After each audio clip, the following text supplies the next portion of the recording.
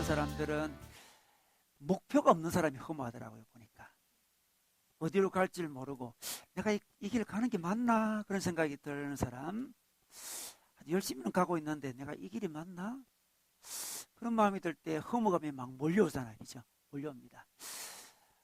참 우리 하나님은 놀라우신 분인데 그런 허무감을 극복할 수 있는 그 길도 보여주십니다. 우리 하나님은. 여러분, 기독교를 어떤 사람 오해하는 사람은 기독교는 그러면 죽은 다음에 천국 가는 그런 종교다, 그 정도로 이해하는 분이 있는데 그거는 기독교를 아주 좁게 이해하는 거고요. 기독교는 우리 인생의 모든 부분에 대한 답을 주십니다. 물론 버스 몇 번 타자 이런 답은 안 줍니다. 그거는 상식적으로 하면 됩니다. 그거는 상식적으로. 인생의 중요한 이슈들, 외로움이라는 이슈라든지 좌절감, 두려움, 그죠? 허무감, 그런 여러 가지 이슈에 대한 답을 주는 종교가 기독교입니다. 그래서 우리가 기독교를 믿고 있는 거죠. 그래서 오늘 허무감에 대해서 함께 나눌 건데요. 이전에 제가 어떤 글을 읽었는데 이런 글이 있었어요. 어떤 청년이 이제 대학생이었는데 아주 이전 이야기였습니다. 자기 고향이 시골이었는데 여름방학 시골로 내려가서 아버님 일을 도와줘요. 아버님이 농사를 했는데 일을 도와주는데 옛날에는 그 소랑 더불어서 밭을 갈지 않습니까? 소랑 더불어서 그래서 일항을 이렇게 만들잖아요. 만드는데 저는 아주 제가 초등학교 되기 전에 촌에 있어가지고 그 다음은 잘 몰라요. 기억이 잘 안 나는데 가면 이제 소를 내세워 쭉 이렇게 소를 이렇게 앞세워서 일항을 갈지 않습니까? 가는데 그 친구 이제 아버님이 그 일을 하니까 자기 도와줬대요. 도와줬는데 한 번에 열심히 이제 갈았는데 그 밭 일항이 딱 갈고 보니까 밭 일항이 삐뚤삐뚤 이렇게 됐더래요. 똑바로 안 되고 삐뚤삐뚤 됐대요. 그래서 아버님께 아버님 왜 이랬죠? 그러니까 너 뭘 보고 했니? 물어봤어요. 뭘 목표로 해서 뭘 바라보면서 밭을 갈았니? 그러니까 그냥 아무 생각 없이 열심히 갈았는데요. 이렇게 이야기했습니다. 그래서 아무 생각 없이 열심히 갈면 인생의 길이 삐뚤해진다는 의미 없는 인생이 되는 거예요. 의미 없는 인생. 그런 사람 많이 있습니다. 열심히만 사는 사람이 있어요. 그래서 알겠습니다, 아버님. 제가 그러면 목표를 딱 정해놓고 밭을 갈겠습니다. 그래서 그 다음에 밭을 쫙 갈았는데 또 밭이 삐뚤해졌어요. 아버님, 내가 목표를 보고 했는데 왜 그럴까요? 물어보니까 아니 너 어떤 목표를 정했니? 물어보니까 저 앞에 있는 소를 보고 했대. 저 앞에 있는 다른 집의 소는 움직이잖아요. 움직여요. 목표가 막 움직입니다. 움직이는 목표를 두고 달려가면 밭 일항이 삐뚤 된단다. 움직이지 않는 목표, 그거를 딱 두고 밭을 갈아야 된다, 이렇게 이야기했습니다. 그 다음부터 그 친구는 딱 보고 움직이지 않는 목표가 있었어요. 이 버드나무를 딱 보고 쫙 갈았는데 아주 똑 바르게 밭을 갈렸다. 그런 제가 글을 읽은 적이 있는데, 여러분 우리 인생도 마찬가지인 것 같아요. 인생도 허무한 인생은 어떤 인생이냐 그러면 아무 생각 없이 열심히만 달려간 인생. 뒤돌아보면 자기 인생에 무슨 의미가 있나 싶어요. 자기 인생 뒤돌아보면 삐뚤해요. 어떤 일시적인 목표를 갖고 딱 살아가는 사람, 그것도 인생 좀 살다 보면 내가 잘 가고 있나 이거? 이게 나의 목표인가? 왜 인생의 길이 삐뚤해졌지? 하면서 허무감이 막 몰려오는 거죠. 여러분 오늘 사도 바울이 있잖아요. 자기 인생을 어떻게 살아가고 있는지를 빌립보서를 통해서 말씀해 주고 있어요. 자기는 어떤 목표를 가지고 어떻게 달려가고 있는지를 빌립보서는 너무나 설명을 잘해주고 있습니다. 오늘 빌립보서를 통해서 여러분과 함께 어떻게 하면 허무감을 극복하며 고정된 움직이지 않는 목표를 가지고 쭉 살 때 얼마나 인생이 아름다워지는지를 함께 나누고 싶습니다. 우리 빌립보서 3장 12절에 14절까지 우리 어느 형제가 읽어주겠습니다. 아주 목소리 멋진 형제가 읽어주겠습니다. 네. 나는 이것을 이미 얻은 것도 아니며 이미 목표점에 다다른 것도 아닙니다. 그리스도 예수께서 나를 사로잡으셨으므로 나는 그것을 붙들려고 쫓아가고 있습니다. 형제자매 여러분, 나는 아직 그것을 붙들었다고 생각하지 않습니다. 내가 하는 일은 오직 한 가지입니다. 뒤에 있는 것은 잊어버리고 앞에 있는 것을 향하여 몸을 내밀면서 그리스도 예수 안에서 하나님께서 부르신 그 부르심의 상을 받으려고 목표점을 바라보고 달려가고 있습니다. 네, 아멘. 아무 생각 없이 열심히 살아가는 인생이 있다고 했습니다. 여러분 직장에서 있잖아요. 이렇게 제가 보니까 무조건 열심히 하는 직장 상사 때문에 많은 사람이 괴로워요. 네, 여러분 그거 아시죠? 그거 방향 없이 엄청 열심히 일해요. 그 사람 굉장히 힘들어요. 퇴근도 늦게 하고 있잖아요. 아마 집에 가면 부인한테 잔소리 들을까 봐서 집에 안 가는 그런 상사들 굉장히 많아요. 엄청 열심히 해요. 굉장히 열심히 합니다. 근데 좀 당혹스러워요. 제가 어떤 글을 보니까 직장에서 실패하기 위한 10가지 뭐 방법이 있더라고요. 꼭 들으세요. 실패하실 원하시는 분들은 그 보니까 한 가지가 무조건 열심히 한다 이거죠. 무조건 열심히 하면 실패합니다. 무조건 열심히 하면 순간순간 허무감이 몰려오죠. 열심히 살긴 사는데 맞나? 그 생각이 들면서 허무감이 몰려오고 허무감을 잠재우기 위해서라도 더 열심히 또 해요.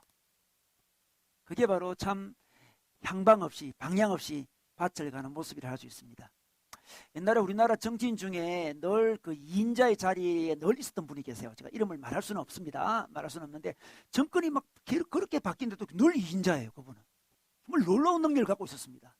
대통령이 누가 되는 거 상관없어요. 늘 2인자의 자리를 늘 고수하고 있는데 한 번에 그분이 인터뷰를 한 걸 제가 들었는데 정치 철학이 무엇입니까? 물어보더라고요. 기자들이. 그러니까 열심히 하는 겁니다. 딱 그러더라고요. 그분의 정치 철학은 열심히 하는 거였습니다. 그래서 그분이 너무 열심히 하는 바람에 우리나라 정치에 큰 폐해를 끼쳤어요. 그분이. 우리나라 민주주의에 큰 악 영향을 끼쳤죠. 그분이. 열심히만 하면 되지 않습니까? 열심히 하는 거.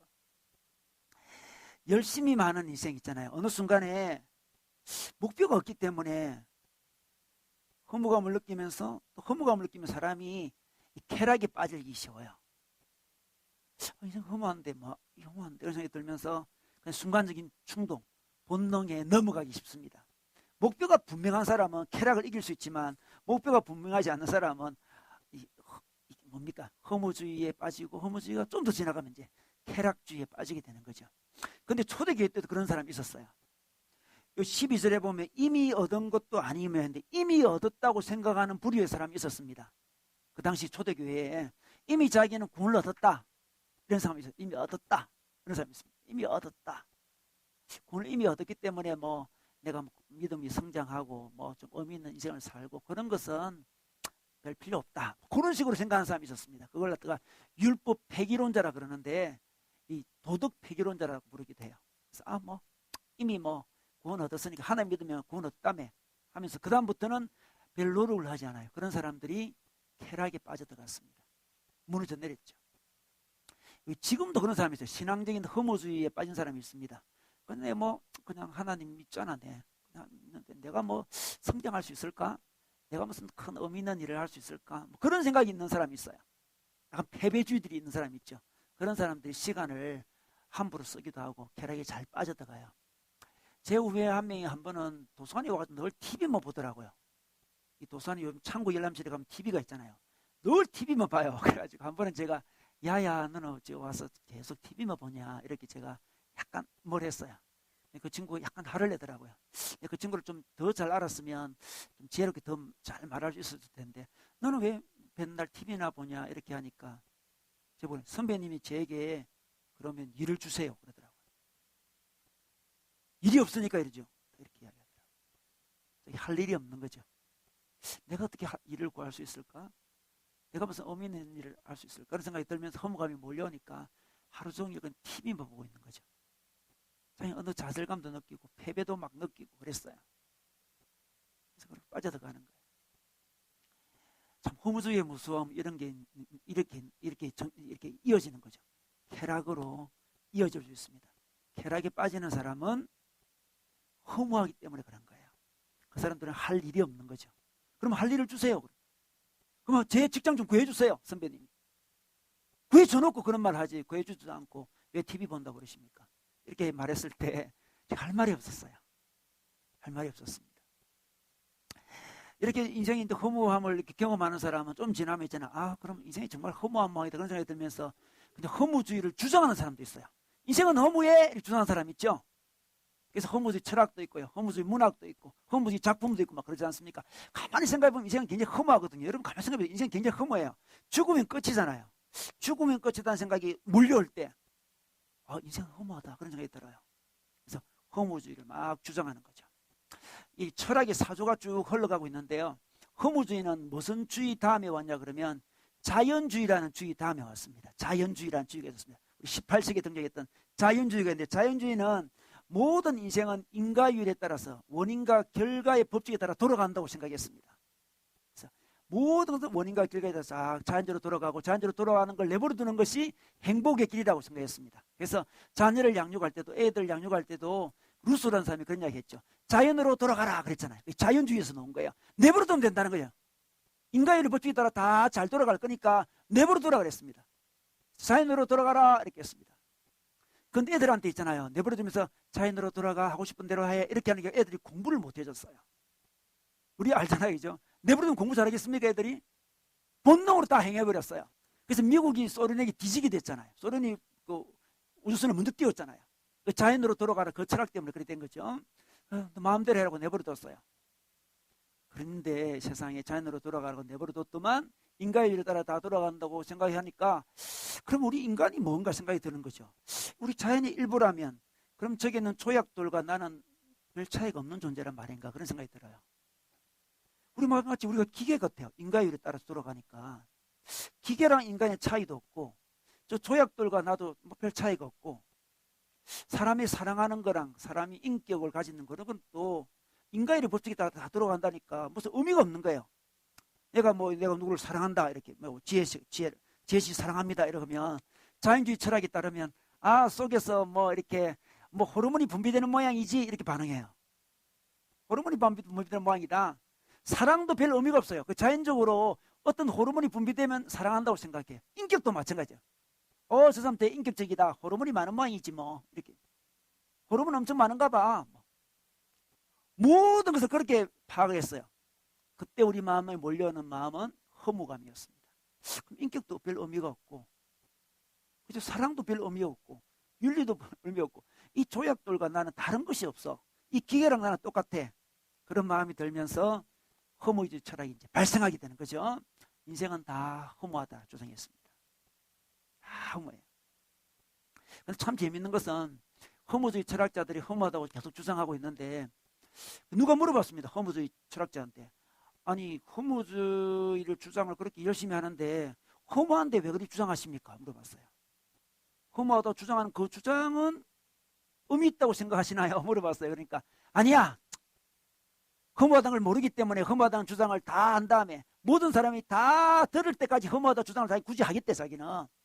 저는 그 사람이 진짜 허무주의 철학자가 아니라 생각해요. 그죠? 아니라 생각해요. 아주 불완전한 허무주의죠. 그죠? 정말 허무하다면 있잖아요. 허무하다 말할 필요가 없어요. 허무한데, 야, 할리마 허무해 이렇게 말을 계속하는 이유는 허무하다는 걸 전해주는 그거는 의미 있다고 생각하기 때문에 그러는 거죠. 그죠? 그건 의미 있는 거예요, 지금.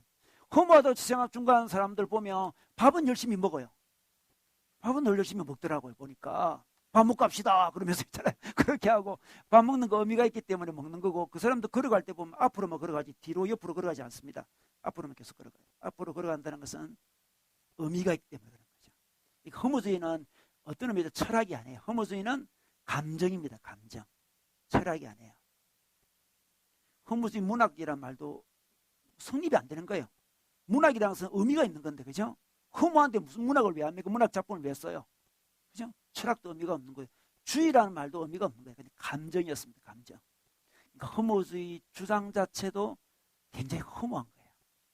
의미가 없는 주장을 하고 있습니다. 이 땅에 진정한 허무주의 철학자는 없다고 할 수 있습니다. 허무해요, 지금. 자연주의를 과학이 발달되면서, 야, 자연주의 모든 것이 인과율의 법칙에 따라 돌아가는구나. 와, 대단하다 했는데, 과학이 발달하면서 와, 대단하다고 봤는데 결과가 허무해요. 허무주의에 빠져버렸습니다. 우리 인생은 다 그래요. 뭔가 의미를 만들어낼 길이 없어요. 허무하죠. 허무합니다. 그래서 이 허무주의를 극복하기 위해서 이제 실존주의라는 철학이 등장하게 되는데, 이게 방금 이야기했던 그 어떤 움직이는 목표를 만드는 거예요. 사람들이 움직이는 목표가 있습니다. 목표 없이 사는 거 굉장히 허무했어요. 그래서 목표를 만들기로 했어요. 목표를 만들기로 했습니다. 어떤 목표를 만들었습니까? 사람들이 인생이 너무 허무하니까 목표를 만들자. 나는 아직 고등학생이니까 대학 입학이 내 인생의 목표다. 대학 입학. 나는 결혼이야. 결혼. 나 성공이다. 우리 자녀는 좋은 데 들어가는 거, 그런 거다. 예를 들어서. 일시적인 것들을 많이 만들어요. 그래야만 살 것만 같아요. 그죠? 인생이 허무한데 그냥 가만히 있으면 살아갈 수가 없어요. 목표를 만들어야 돼, 목표를. 목표를 자기 나름대로 막 만들었어요. 근데 그 목표가 있잖아요. 일시적인 목표, 움직이는 목표. 그 목표가 이루어져도 그렇게 만족스럽지 않아요. 순간적으로 만족스럽긴 한데, 이루어져도 또 다른 목표 또 있어야 될 것만 같아. 또 불안해. 이루어지지 않으면 더 크게 좌절하는 거죠. 대개 이제 40대 주부들이 허무감을 굉장히 많이 느끼는데요. 왜 허무감을 많이 느끼냐 그러면 40대 주부쯤 되면 있잖아요. 자녀들이 다 커요, 거의. 자녀들이 자기한테 달라붙지 않습니다. 달라붙는 거 참 귀찮고 어렵고 힘들지만 그 달라붙으면 그래도 의미가 있잖아. 내게 달라붙는구나. 의미가 있잖아요. 어쨌든 의미가 있어요. 근데 달라붙지 않아요. 자녀들이 다 컸어요. 남편도 이전 같지 않습니다. 남편도 어쩌면 40대쯤 되면 남편이 세상적으로 약간 성공한 사람들이 되거든요. 남편이 굉장히 바빠요. 그죠? 남편이 집에 40대 남편, 50대 남편 집에 잘 안 들어옵니다, 여러분. 집에 잘 들어오질 않아요. 남편도 옛날 남편 같지가 않습니다. 자녀들 방에 들어가면 자녀들이 없어요. 집안이 조용해요. 자기 모습을 거울 쳐다봅니다. 보면 옛날에 그 이뻤던 얼굴이 아니에요. 그때 이제 허무감이 몰려오는 거죠. 남편도 이전 남편 같지 않고 자녀들도 다 떠나가고 내 모습은 늙었고 내가 잘 살았나? 내 삶에 의미가 있었나 하면서 40대들이 무너져 내리잖아요. 그래서 우리 제비들이 40대 주부를 노리고 있습니다, 여러분. 30대는 바빠서 노릴 수가 없어요. 빈틈이 없거든, 30대는. 네. 제가 경리학을 했는데 한 번은 이제 우리 팀 과제를 했습니다. 옛날에도 팀 과제가 있었는데 백화점에 가서 이 백화점은 주 고객이 뭐 누구냐 그런 걸 알아내는 걸 했어요. 그래서 우리 팀이 이제 가서 아주 옛날이죠. 제가 대학 갈 때니까 신세계 백화점 옛날에 뛰었었어요. 신세계 백화점 갔었는데 그래서 어느 부장님이 넣어가지고 다 신세계 백화점을 설명을 쫙 하더라고요. 하면서 우리 신세계 백화점의 주 타겟은 뭔지 압니까? 하면서 40대 주부입니다. 그러더라고요. 40대 주부래요. 40대 주부는 돈도 좀 있고 지금 인생의 허무감을 엄청 많이 느끼기 때문에 쇼핑을 해야 된대요. 쇼핑을 해야 돼. 바람 피우는 사람도 40대잖아요. 그죠? 그게 일시적인 목표의 한계라는 거죠. 우리 인생 어떤 목표를 세우고 싶어요. 이렇게 목표를 세우고 싶습니다. 그 목표를 이루면 인생이 의미 있으리라 생각하고 열심히 달려가지고 막상 이루어져도 당혹스럽고 이루어지지 않아도 더 큰 문제예요. 제가 이제 고3 때 시험을 치고 우리 때는 학력고사였는데 학력고사 시험을 치고 이제 시험 친 다음에는 교실이 엉망이 됩니다. 알죠? 시험 친 다음에 교실 완전 엉망이 됩니다. 수업을 안 하니까 완전 엉망이 돼요. 그래서 어느 선생님이 한 명씩 불러내가지고 5분 스피치를 시켰어요. 그래서 한 명씩. 어떤 친구 딱 나왔어요. 그 친구 아주 공부를 잘하는 친구에 나와가지고 자기가 어제 그 무슨 신문을 읽었다 그러면서 5분 스피치를 하더라고요. 하는데 신문에 보니까 어떤 그 고시생, 사법고시생이 있었는데 고시생이 사법고시 합격했대요. 합격한 다음에 자살을 했대요. 고시 합격했는데 왜 자살했지? 고3들은 왜 그랬을까? 근데 그 친구가 자살하면 유서를 이렇게 쭉 적었는데 그렇게 적었답니다. 나는 사법고시 합격하는 건 내 인생의 목표로 삼았다. 나는 그 좁은 문에 들어가기 위해서 정말 고생했다. 낙타가 바늘기에 들어가는 그런 마음으로 열심히 노력했는데 낙타가 바늘기에 들어가려고 그러니까 손발을 자를 수밖에 없었다. 처음에 손을 자르고 그 다음에 팔을 자르고 그 다음에 다리를 자르고 통과한 다음에 보니까 내가 없어졌더라. 내가 없어. 다 잘라버렸어. 너무 허무하다. 내가 없어졌는데 사법고시 합격이 무슨 의미가 있느냐 하면서 자살을 했다는 그 이야기를 우리 고3 친구들한테 이야기를 했어요. 그때 제 마음에 깊이 새겼죠. 절대로 고시는 하지 않으리라. 그런 마음을 생겼는데 고시는 이 손발을 자르지 않고 그냥 쉽게 할 수 있는 사람이 해야 돼요. 제가 볼 때는. 그죠? 손발을 굳이 안 잘라도 되는 사람. 자기를 놓치지 않고도 할 수 있는 머리 좋은 친구들 있잖아요. 그죠? 머리 좋은 친구. 나는 그래 머리는 좋은 친구 하니까 안 해야지 하고. 제가 경리학을 전공했는데 경리학도들이 열심히 한 고시가 있어요. 공인회계사라고. 공인회계사. CPA라고 그 하면 씹힌다 그래요. 씹힌다 그러는데 대학 들어가자마자 CPA에 수많은 친구들이 몰려갔습니다. 우리 경리학과 애들이. 대거! 저는 도야청청 절대로 10배 가지 않았죠. 나는 손발을 자르고 싶지 않았거든요. 그 공부하면 손발이 잘릴 것만 같아. 내 전발이 좀 별로 안 좋은 친구는 잘릴 것 같아. 일시적인 목표는 우리를 굉장히 자살케 해요. 두렵게 합니다. 여러분 우리 바둑 잘 뜨는 그 조은현 씨 있잖아요. 조은현 씨. 그분이 아주 뛰어난 바둑가인데 그분이 일본에 유학 갔잖아요. 유학 갔는데 일본이 우리보다 바둑을 잘하잖아요. 이 일본에 스승이 계셔서 스승이 그 조은현을 굉장히 좋아했어요. 너무 똑똑하니까. 굉장히 좋아하고 막 열심히 가르쳤는데 조은현이가 바둑을 뜨면 이렇게 뭐 군 면제 그런 거 없습니다. 그래가지고 군을 가야 됐어요. 3년 동안 군을 이제 한국에 와서 군을 가게 된 그 기간 동안 너무 몰려오는 이 허무감 때문에 그 스승님이 자살을 해요. 놀랍죠? 조은현을 너무 사랑했는데 이 조은현을 통해서 정말 자기 있는 걸 다 전수해주고 세계적인 바둑왕으로 만들려고 했는데 3년 동안 자기를 떠나니까 그걸 견디지 못하고 자살을 해요. 그게 바로 일시적인 목표의 한계라는 거죠. 한계라는 거예요. 사람들은 의미를 만들려고 하죠. 허무한 상태에서 살 수 없으니까, 목표가 없으면 살 수 없으니까 뭔가를 정해야 돼요. 실존주의가 그래서 태어난 거잖아요.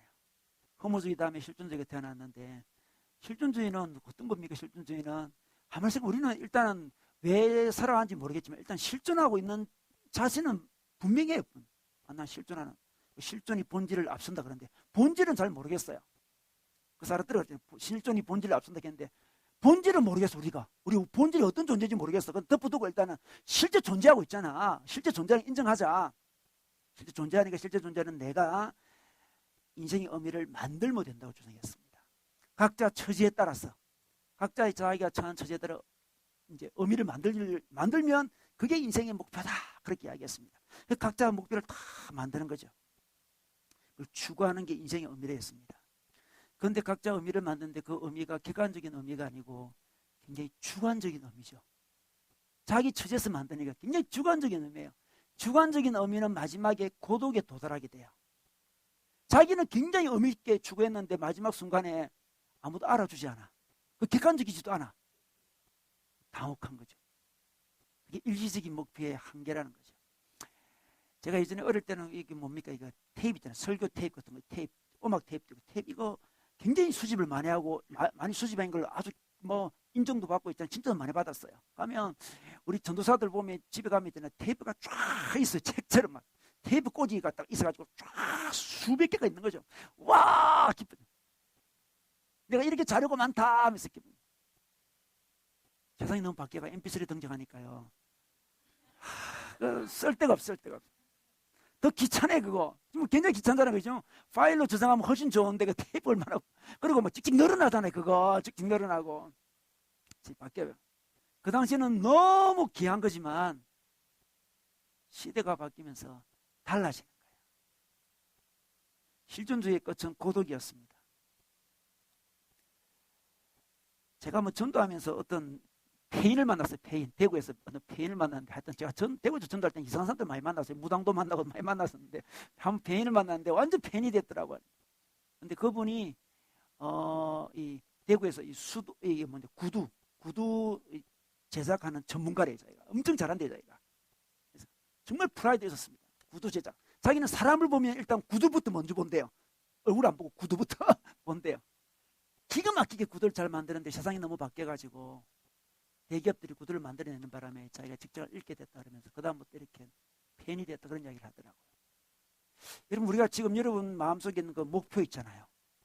그게 일시적인 목표라면 마지막 순간에 고독을 줍니다. 정말 그거 이루면 다 될 것만 같았는데 세상이 너무 빨리 바뀌어요. 다른 사람이 다 인정하지도 않습니다. 실존주의의 끝은 고독이었어요. 고독입니다. 우리 오늘 세례 우리 두 분 봤는데요. 우리 두 분은 정말 열심히 사는 것 같아요. 우리 김윤상 형제. 우리 사진 한번 볼까요? 윤상 형제 얼마나 멋있는 분인지 한번. 우리 김윤상 형제. 네, 사진 좀, 예, 이분인데, 예, 우리 최근에 아기까지 태어나가지고 얼마나 우리 참 귀한 자매와 같이 이게 행복한 삶을 살고 있는데, 제가 우리 세례 받을 때 이분들이 이제 쭉 이렇게 글을 적어요. 간증문을 쭉 적는데 보니까 우리 윤상 형제 어릴 때부터 이렇게 경부도에 굉장히 관심이 많아가지고 전공도 하고 그래가지고 열심히 뭐 경부들과 직장생활 열심히 했대요. 열심히 했는데 10년 동안 아주 열심히 했는데 어제 들어보니까 하여튼 열심히 해가지고 그 기업도 아주 좀 더 크게 만들기도 하고 공을 많이 했는데 10년 후에 어느 상황이 바뀌면서 자기가 노력한 게 별로 의미가 없어졌다 그런 이야기를 하더라고요. 우리 그럴 수 있어요. 정말 직장이란 그렇습니다. 직장은 필요할 때는 엄청 귀하게 쓰다가 상이 바뀌면 그냥 존재 의미가 달라지는 거죠. 그죠? 스트레스 되죠. 열심히 했는데, 열심히 달려갔는데, 최선을 다했는데, 나름대로 공헌도 많이 세웠는데, 직장 상황과 사회 상황이 바뀌면서 내가 노력했다 한 그에 대한 보상도 별로 없는 것 같기도 하고, 내가 노력했는데 별 의미가 없다.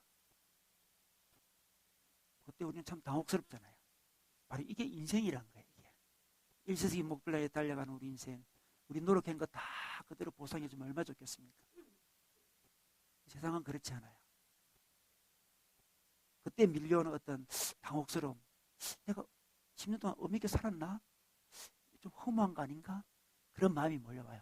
근데 너무 잘 됐어요. 그때 주님을 소개받았거든요. 너무 잘 됐어요. 네. 잘 나가는 인생은 주님 소개받기 좀 어려워요. 잘 나간 고속도로로 달려가는 인생은 멈추기가 좀 어렵거든. 멈출 수가 없죠. 손들어도 그냥 안 받고 쫙 가버려 그냥. 빵꾸난 인생 있잖아요. 구멍난 인생들은 차가 멈출 수가 있거든요. 그래서 너무 하나님께서 우리 형제님을 너무 사랑해가지고 적당한 시간을 본 것 같아요. 약간 좌절할 때, 약간 허무할 때, 약간 일 안 풀릴 때, 잘 살고 있나 그런 생각이 들 때 우리 주님이 그에게 다가와 주셔서 더 영원한 게 있다는 것을 보여주신 거죠. 그래서 우리 형제님이 하나님을 만나게 되잖아요. 우리 민선자매였습니다. 우리 민선자매 볼까요? 우리 민선자매, 우리 25살에 정말 우리 교회에서는 아주 나이가 어린 자매인데, 이 자매는 일시적인 목표가 많았는데요, 다 이뤘습니다. 놀라워요. 이렇게 빨리 25살에 다 이룬 사람은 거의 못 봤는데, 정말 많은 걸 이뤘는데, 들어보니까 그러면 행복하지는 않더라고요. 보니까 다 이렇지만 그렇게 아니 우리 정말 이 뭡니까 엄친아 대표적인 엄친아인데, 엄친딸 아이가 아니고 아들이군요. 네, 엄친딸. 네, 엄친딸이냐 엄친딸. 네. 중학교 때는 공부 열심히 해가지고 하여튼 부모님이 대단히 공부에 관심 많으신지 막 이렇게 강하게 이렇게 하셔가지고 외고에 가는 거, 외고 가는 게 목표해가지고 엄청 열심히 외고에 갔대. 외고. 세상에 외고도 가고, 외고에서 또 해가지고 또 명문대학, 최고 명문대학, 우리나라 아시죠? 그 S로 시작하는 대학 있잖아요. 그 명문대학 가고 갔는데 또 부모님이 욕심이 조금 많으신 것 같아요. 제가 보니까 까가 마음에 안 든다 해가지고 또 만족스럽지 못했어요. 아주 거친 말을 했는데 거친 말을 생략하고요. 만족스럽지 못해가지고 그과 정도로 되겠냐 뭐 이래가지고 압력을 줘가지고 1학년 때부터 또 다시 공부에 시작해가지고 있잖아요. 1학년 때 미팅도 하고 놀아야 되는데 1학년 때부터 다시 공부해가지고 또 전과에 성공하네요. 인기 있는 과로 전과에 성공하고, 전과에 성공한 걸로 또 부모님은 끝내지 않으시고 고시를 준비시키죠. 그래서 또 고시를 해서 3학년이 고시가 돼요. 세상에. 그죠? 운전면허 고시 그런 거 아닙니다. 그런 거 아니에요. 그런 거 아닙니다. 여러분 진짜 고시예요. 진짜 고시. 되고 이 얼마나 일시적인 목표를 많이 이뤘어요. 지금 25 나이에 여러분 뭐 하세요 지금 25에 25 세상에 우리 25에 천지를 모르고 돌아다니는데 우리는 하여튼 25 나이에. 그런데 이게 세상의 어떤 목표자잖아요. 세상의 일시적인 목표들 세상의 목표들. 그런데 굉장히 당혹스러워요. 이루어도 당혹스럽고요. 또 부모님의 욕심은 끝도 없고 한도 없기 때문에 또 분명히 다른 목표를 만들어가지고 밀어붙일 거예요. 어제 제가 예언을 하니까 맞다 그러더라고요. 그죠? 결혼 가지고 이야기할 거다 했는데 25밖에 안 됐는데도 불구하고 어떤 특종 직종을 가리키면서 이 직종의 남편을 데려와 이렇게 했다 그러더라고요. 끝없는 우리 인생의 목표들.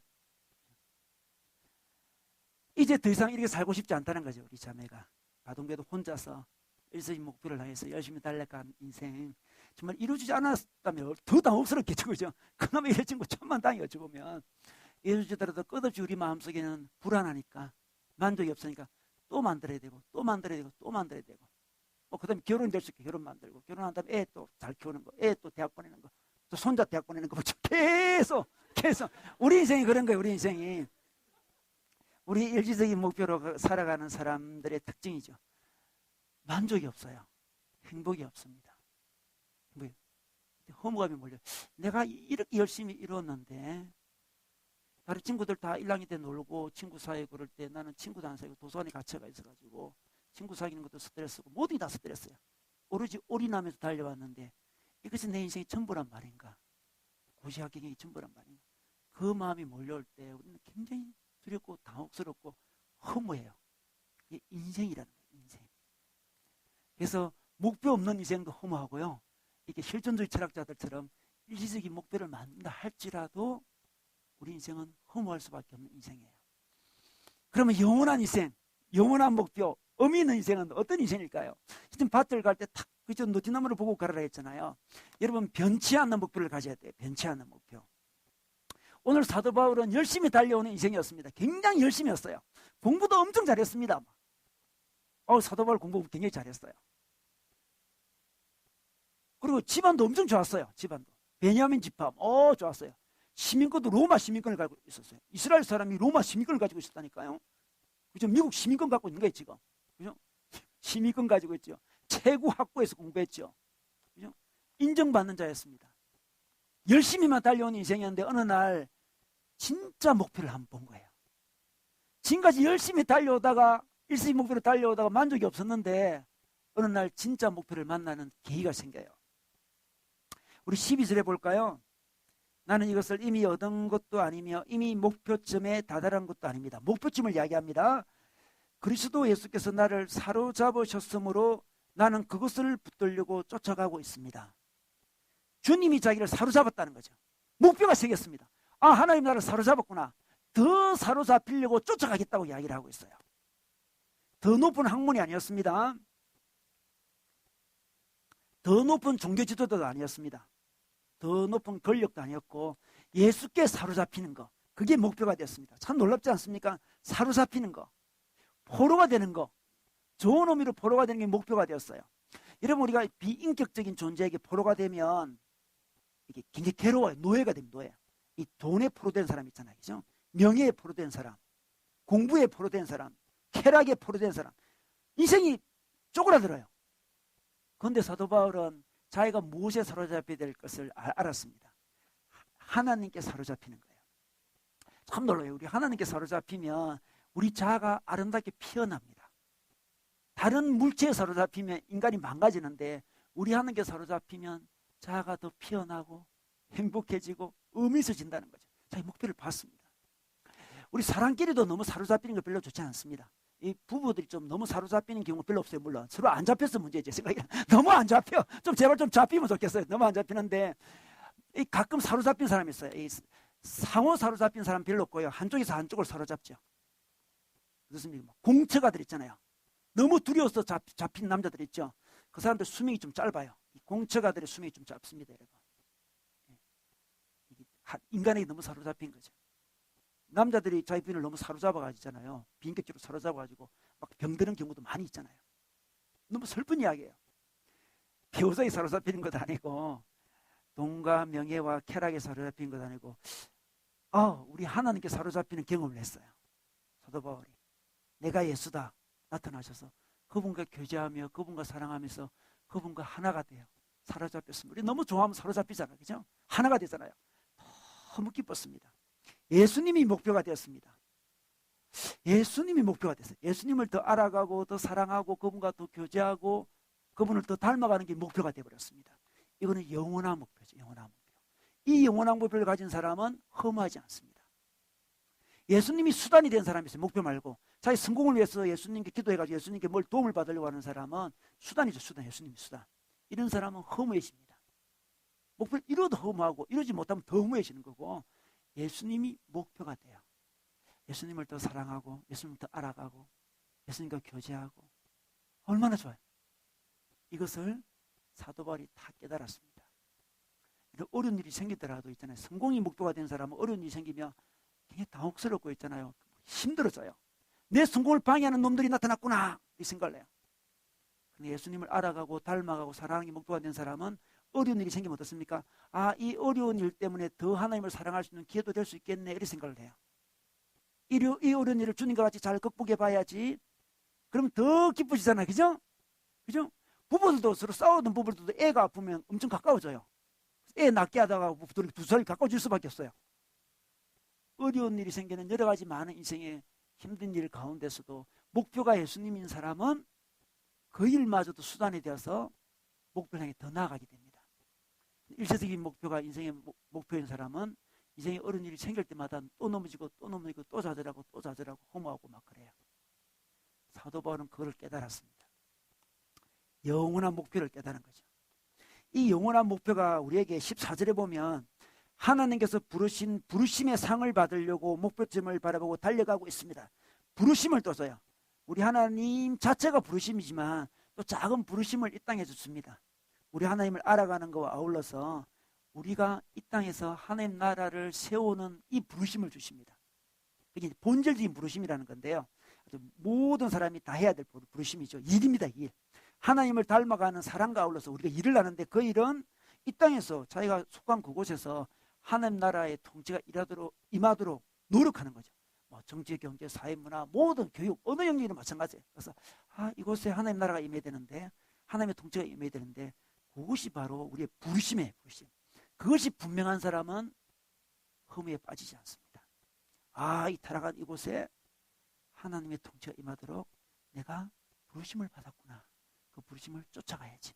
그 부르심이 좀 협소하게 쫓겨야 될 수도 있습니다. 자기 개인적인 언사나 재능이나 상황에 따라서 뭐 작은 일이 될 수도 있어요.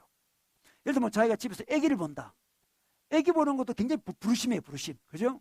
아기 보는 게 무슨 하나님의 큰 도움이 될 수 있나 생각할지 모르지만 그렇지 않습니다. 굉장히 큰 부르심이에요. 하나님께서 불러주셔서 하는 일은 크기에 상관없이 굉장히 소중하고 귀중한 거죠. 청소를 하는 것도 마찬가지로 청소. 이 청소가 무슨 큰 의미 있나 싶지만 여러분 그런 말 있잖아요. 내가 지금 우리 교회 그냥 한 부분을 청소하는 게 아니고 하나님 만드신 지구를 청소하고 있다. 그렇게 생각한다면 굉장히 의미가 있어지는 거죠. 여러분 허물을 극복한 인생은 소명이 있는 인생입니다. 이 땅에 하늘나라 통치가 임하도록 노력하는 것이고 쫓게는 하나님 내가 요즘에 뭘 할까요? 내가 할 수 있는 일이 무엇일까요? 청소일까요? 뭘까요? 직장에서 어떤 일을 감당할까요? 어떻게 감당할까요? 자그마한 일들 가운데서 이게 다 하나님 연결되어 있다는 걸 알고 그 일을 하는 사람은 허물을 극복할 수 있습니다. 그런 영혼과 연결되어 있기 때문에 그렇습니다. 일시적인 목표가 아니에요. 영원한 목표입니다. 사도 바울은 영원한 목표를 발견했습니다. 쫓아가기로 했습니다. 그동안도 물론 쫓아왔지만 다른 차원에서 쫓아가게 됐습니다. 쫓아가게 됐습니다. 목표가 없는 사람은 쫓아가지 못하는 허물을 느끼잖아요. 그죠? 쫓아갈 곳을 발견했습니다. 일시적인 목표가 아니에요. 하나님께 사로잡히는 게 목표가 됐습니다. 하나님 더 사로잡히고 싶어요. 더 사랑하고 싶습니다. 쫓아갑니다. 부르심의 상을 향해 쫓아갑니다. 자기가. 하나님 내게 주신 어떤 일들 그걸 향해 쫓아갑니다. 쫓아갑니다. 목표가 있는 인생이죠. 영원한 목표가 있는 인생. 그래서 그의 삶은 허물을 극복할 수 있었습니다. 여러분 말씀 안에 보면 우리 전도서 말씀이 있습니다. 전도서 말씀 우리 12장 13절에 보면 우리 다 같이 이 말씀을 읽어볼까요? 일의 결국을 이 부분 읽어보겠습니다. 시작.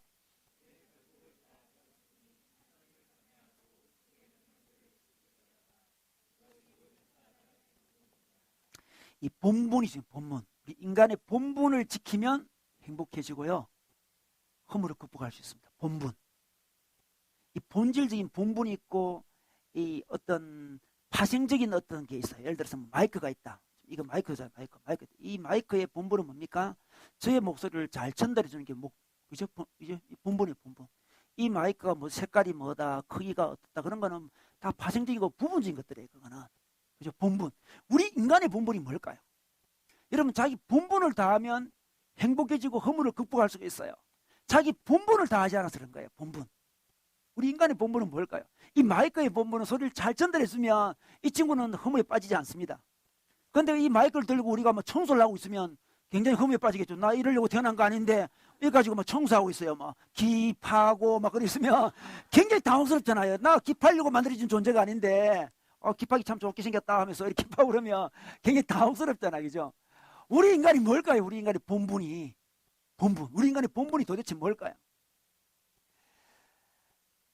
돈 벌기 위해서 우리가 태어났나요? 그런 파생적인 것들이죠. 파생적인 것들. 그런 본분을 일하기 위한 하나의 수단이죠. 수단. 많은 사람들이 본분을 알지 못해요. 평생 돈 버는 것도 올인하는 거죠. 집 사기 위해서 올인하는 사람이 있고요. 성공하기 위해서 올인하는 사람이 있고 이쁜 외모를 갖추려고 올인하는 사람이 있어요. 본분을 모르는 거예요. 본분을 모르니까 자꾸 허무감이 몰려오죠. 자기 해야 될 일을 하고 있지 않으니까 사람들은 자기 정체성에 부합된 일을 하고 있지 않으니까 자꾸만 흔들리는 거예요. 그 성경은 우리에게 분명히 우리의 본분을 이야기해 주고 있어요. 본분은 뭐겠습니까? 일의 결국을 다 들었으니 이 전도서는 허무하다고 주장하는 성경이거든요. 허무하다 주장하는 성경인데 다 일의 결국을 다 들어보니까 마지막 정리하고 있습니다. 사람의 본분이 뭐냐 그러면 허무함을 극복하는 길은 뭐냐 그러면 하나님을 경외하고 그의 명령들을 지킬지어다 이렇게 이야기합니다. 하나님을 사랑하고 그의 명령은 사람을 사랑하는 거죠. 그래서 우리가 행복해지려면 있잖아요. 의미 있는 인생을 살려면 허무를 극복하려면 하나님을 사랑하고 사람을 사랑하면 돼요. 그게 할 일입니다. 여러분 인생의 목적이 무엇인가요? 목표가 어디를 두고 가는가요? 하나님을 더 사랑하겠다, 사람을 더 사랑하겠다고 목표가 분명한 사람은 허무에 빠지지 않습니다. 사람을 사랑하는 가는 거기에 어려움도 있고 힘든 거 많은 일이 벌어지겠죠. 그러나 그 일은 영원한 목표이기 때문에 달려갈 수 있어요. 그러나 하나님을 사랑하고 사람을 사랑하는 목표가 아닌 일시적인 목표가 자기 앞에 있는 사람은, 그것에 올인하는 사람은 다 이루어져도 당혹스럽고요. 이루어지지 않으면 더 낭패를 경험하게 돼요. 우리 하나님은 우리에게 허무감을 극복하는 길을 보여주셨습니다. 허무감을 극복하는 길은 영원한 목표를 설정하는 거고요. 영원한 목표는 바로 하나님을 경외하고 사람을 사랑하는 거라 했습니다. 여러분 우리 인생은 다 허무합니다. 가만히 생각하면 정말 허무해요. 죽으면 다 끝나는 거예요. 다 허무합니다. 그래서 솔로몬도 있잖아요. 모든 걸 다 가지고 온 솔로몬도 헛되고 헛되니 모든 것이 다 헛되다 했습니다. 그런데 솔로몬의 말이 참 재밌는 것은 해 아래의 모든 것이 헛되다 했는데 이 해 아래라는 말이 참 의미가 있어요. 해 아래라는 것은 하나님 없이 이 말이에요. 하나님 없이 아무리 일시적인 목표를 많이 가지고 성취한다 해도 자기가 해보니까 헛되다는 거죠. 하나님이 있는 인생은 헛되지 않다는 거죠. 하나님 있는 인생은 자기 본분을 알게 될 것이고 그 본분은 하나님을 사랑하고 사람을 사랑하는 거라고 이야기하고 있습니다. 여러분 요즘에 어떤 목표를 가지고 살고 있습니까? 목표 몇 개 좀 이렇게 추진하다가 잘 안 되어서 그냥 목표 자체가 없는 사람이 있습니까? 그냥 대충 사는 거지 뭐. 그냥 재밌게 사는 거 아니야 인생은? 순간순간 사는 거지 뭐. 이렇게 하고 있나요? 그럼 허무감을 극복할 수가 없어요. 허무감을 극복할 나름대로 인생의 목표를 세워봤나요? 나 이거 해봐야지. 나 이거 해봐야지. 나 이거 해봐야지 세워봤나요? 허무감을 극복할 수가 없습니다. 실존주의가 허무감을 극복할 수 없고 외로움밖에 도달할 길이 없어요. 우리 주님 우리에게 영원한 목표를 주셨습니다. 영원한 목표가 되시고 영원한 목표를 또 주셨습니다. 하나님을 사랑하는 것, 자기와 사람을 사랑하는 것, 그것이 영원한 목표라고 주님께서 말씀해 주고 있습니다. 그 목표를 가진 자는 허무감을 극복할 수 있습니다. 우리 시간에 열심히 살다가 이제 주님 만나서 영원한 목표를 보고 새로운 삶으로 방향이 달라진 거죠. 새로운 삶으로 들어온 우리 두 사람 우리 세례하는 시간 가지도록 하겠습니다. 두 사람 그 자리에서 일어나실까요? 네, 일어나겠습니다. 여러분은 조용히 기도하는 마음으로 이분들을 위해서 기도하는 마음으로 함께 시간을 가지도록 하겠습니다. 세례 서약하겠습니다. 네, 오른손을 드시면 되겠습니다. 두 분만. 네, 저희 물음에 아멘으로 화답하시면 되겠습니다. 여러분 다 같이 기도하는 마음으로 지켜봐 주시기 바랍니다. 우리 두 사람은 하나님은 이 세상과 여러분을 창조한 창조주시요 세상의 역사와 여러분의 인생을 이끌어 가시는 주인이신 것을 믿으십니까? 네, 아멘이라고 대답했습니다.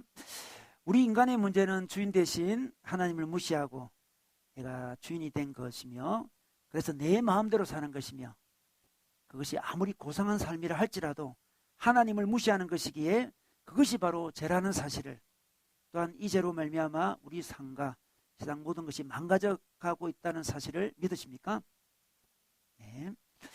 이런 우리 같은 죄인을 하나님은 사랑하시어서 그 아들 예수님을 보내어 그가 우리를 위해 대신 십자가에 죽으시고 고난받으시고 부활하심으로써 우리에게 하나님과의 화해의 길이 되시고 그리스도가 되심을 믿고 예수 그리스도를 영접하십니까? 네. 이제부터는 예수 그리스도를 우리 인생의 주인으로 삼아 하나님과 이웃을 사랑하고 삶 속에서 그분의 뜻대로 인생을 살기로 결단하십니까? 네, 좋습니다. 그러면 우리 윤상 형제부터 앞으로 잠시 나오겠습니다. 네, 우리 윤상 형제, 네. 우리 경부도 관심 많아 열심히 인생 살았죠. 살았고, 나름대로 회사에서도 어떤 역할도 잘 했고, 네. 그렇지만 참 세상의 어떤 여러 가지 변화들 속에서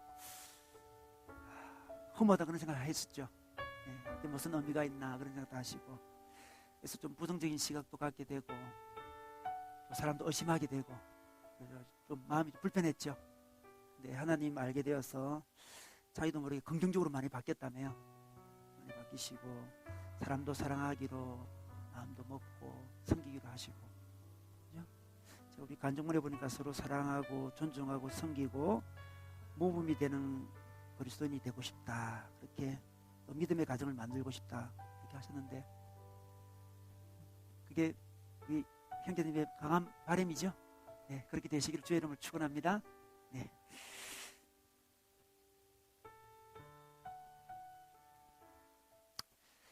성부와 성자와 성령의 이름으로 김윤상 형제가 하나님의 아들 된 것을 선포합니다.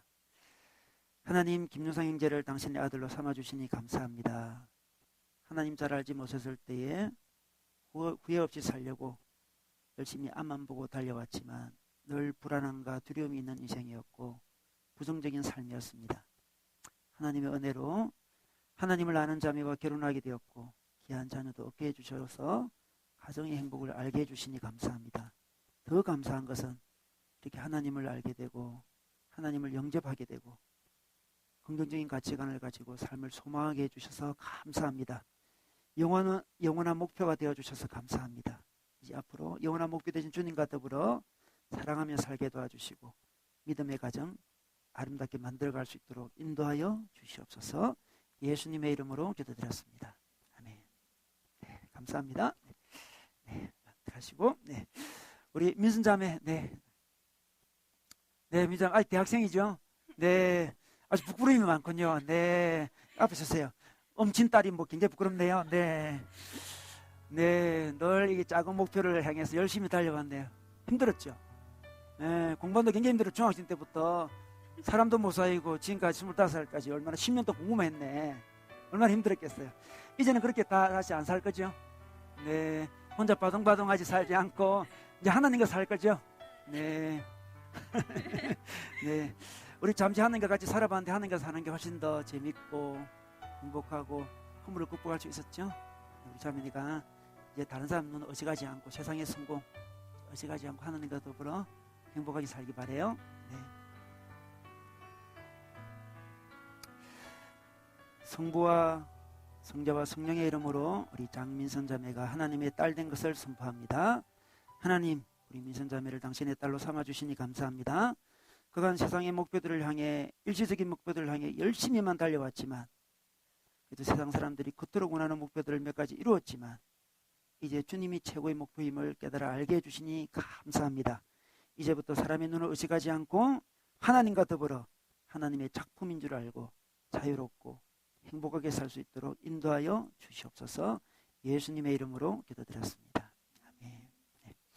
네, 우리 두 사람 앞으로 다시 한번 나오시고요. 나오시고 우리 축하해 줄 하는 분 다 나오시고 앞으로 나오실래요? 나오시고 우리 축하해 주는 분들 나오셔가지고 우리 두 분을 위해서 우리 축복성 하나 시간 가지겠습니다. 네, 우리 같은 가정교회 분들 예 오셔서 이분 한번 옆에서 잡아주세요. 예, 옆에서 너무 귀한 날인데 새롭게 태어난 날인데 옆에서 잡아주시고 네.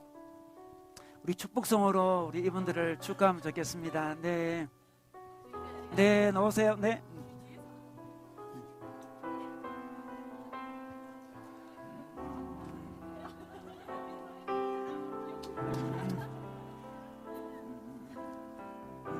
때로는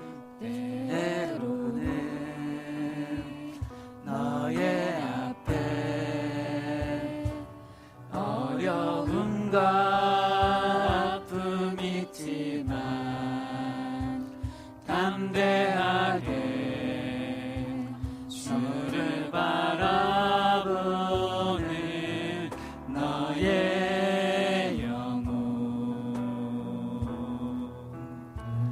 너의 영혼 우리 볼 때 얼마나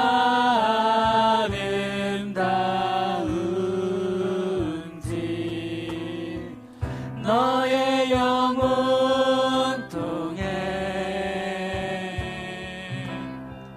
큰 영광 받으시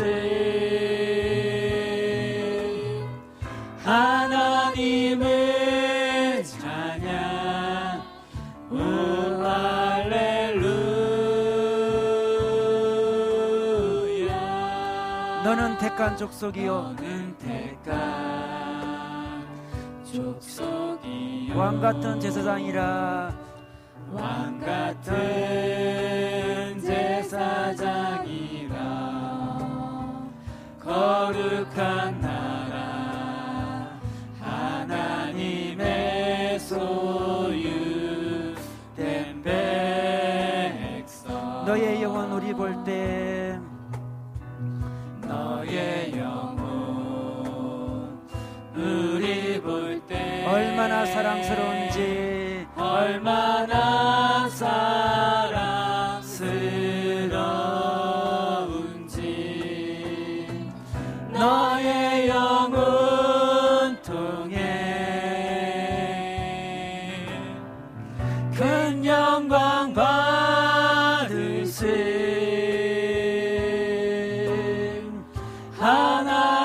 하나님을 찬양 오